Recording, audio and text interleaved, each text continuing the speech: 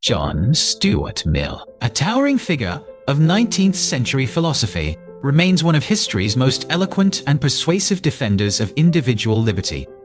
Born in 1806 in London, Mill was subjected to a famously rigorous and demanding education orchestrated by his father, the philosopher James Mill. This intense tutelage began at an astonishingly early age, with Mill learning Greek at 3 and Latin at 8. By his early teens, he had mastered complex subjects ranging from logic and political economy to history and mathematics. The goal of this relentless educational experiment was to mold him into a leading intellectual champion of utilitarianism, the philosophy championed by his father and Jeremy Bentham.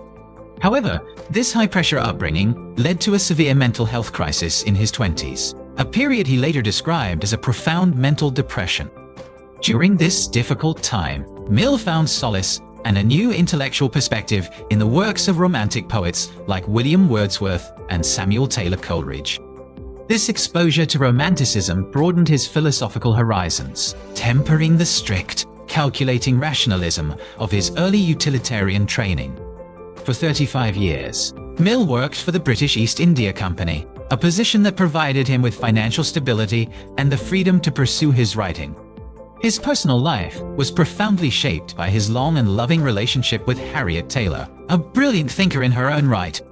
They shared a deep intellectual partnership, and Mill credited her with being a significant influence on many of his most important works, including On Liberty. After a long and patient courtship, they married in 1851, following the death of her first husband. Mill's magnum opus, On Liberty, published in 1859, stands as a cornerstone of modern liberal thought. In this seminal work, he articulated the famous harm principle, a powerful argument for individual freedom. The principle asserts that the only purpose for which power can be rightfully exercised over any member of a civilized community against his will is to prevent harm to others. This means that an individual's own good, whether physical or moral, is not a sufficient reason for society to interfere with their actions. Mill argued passionately for freedom of thought and expression, believing that even false or unpopular opinions should be heard. He believed that the collision of ideas, even conflicting ones, is the engine of truth and progress. Suppressing an opinion, he warned, robs the human race, posterity, as well as the existing generation. If the opinion is right, they are deprived of the opportunity of exchanging error for truth. If wrong, they lose the clearer perception of truth produced by its collision with error. This defense of free speech extends to all forms of expression, no matter how unconventional or offensive to the majority. Mill was a champion of experiments in living, encouraging individuals to explore different lifestyles and paths to happiness. He feared the tyranny of the majority, where social pressure and custom could stifle individuality as much as any government decree.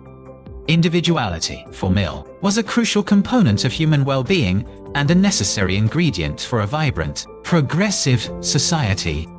He refined the utilitarian philosophy he inherited, introducing a crucial distinction between higher and lower pleasures. He famously declared, "It is better to be a human being dissatisfied than a pig satisfied. Better to be Socrates dissatisfied than a fool satisfied."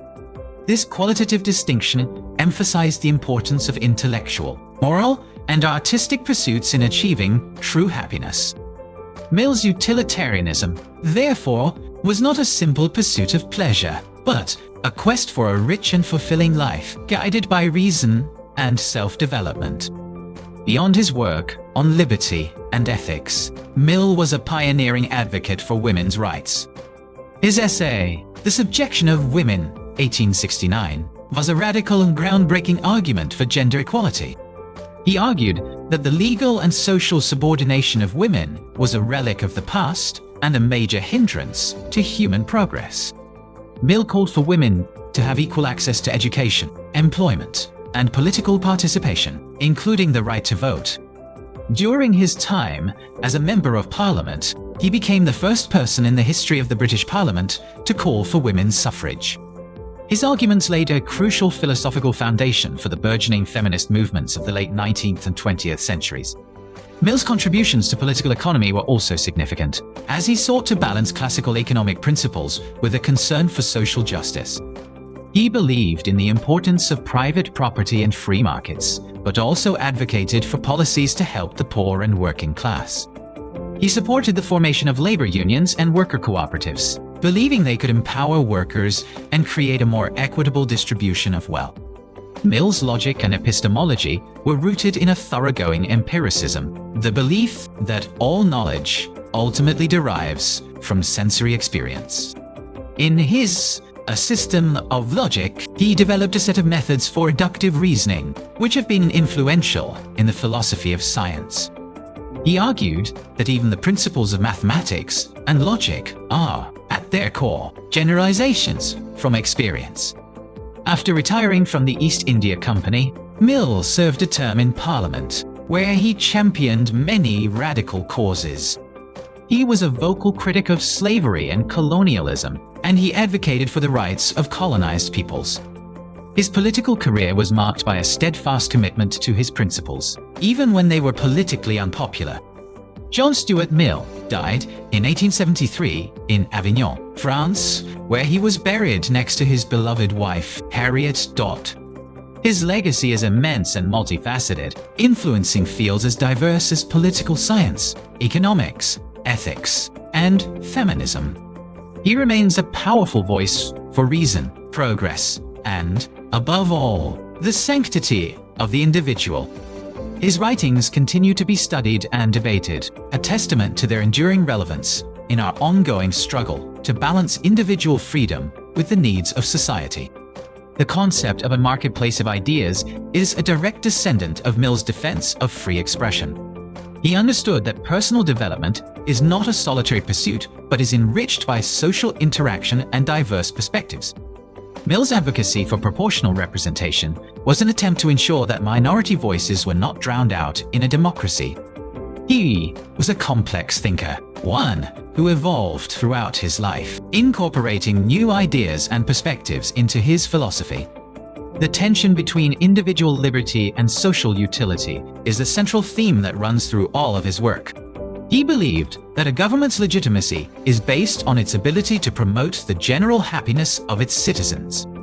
Mill's work serves as a powerful reminder that the fight for liberty is never-ending and requires constant vigilance. His ideas have inspired countless activists, reformers, and thinkers around the world to challenge injustice and oppression. He championed education for all, believing it was the key to unlocking human potential and creating a just society. Mill's critique of conformity remains highly relevant in our age of social media and mass culture. He argued that customs and traditions should be subject to rational scrutiny, not blindly followed. The harm principle provides a clear and practical guideline for resolving conflicts between individual freedom and social control.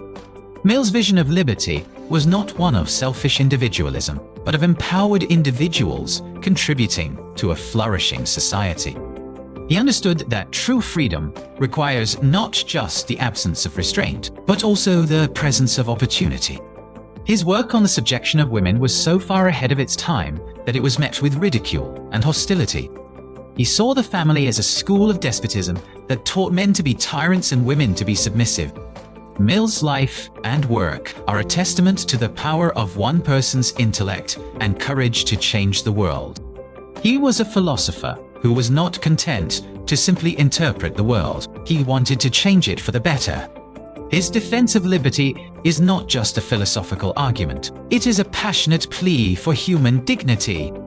Mill's influence can be seen in the constitutions and legal systems of many modern democracies.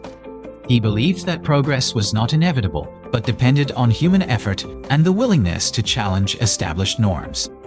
His writings are a source of inspiration for anyone who believes in the power of reason and the importance of individual freedom. Mill's intellectual honesty was legendary. He was always willing to revise his own views in the face of new evidence and arguments. He was a bridge between the Enlightenment and the modern world, adapting the ideals of the 18th century to the challenges of the 19th. His emphasis on the cultivation of the inner life through art and poetry shows a deep understanding of human psychology. Mill's work is a powerful antidote to dogmatism and fanaticism in all its forms. He understood that a society that values security over liberty will ultimately lose both. The principles articulated in On Liberty are more important than ever in an age of government surveillance and corporate data collection. Mill's vision of a just society is one where every individual has the opportunity to flourish and reach their full potential.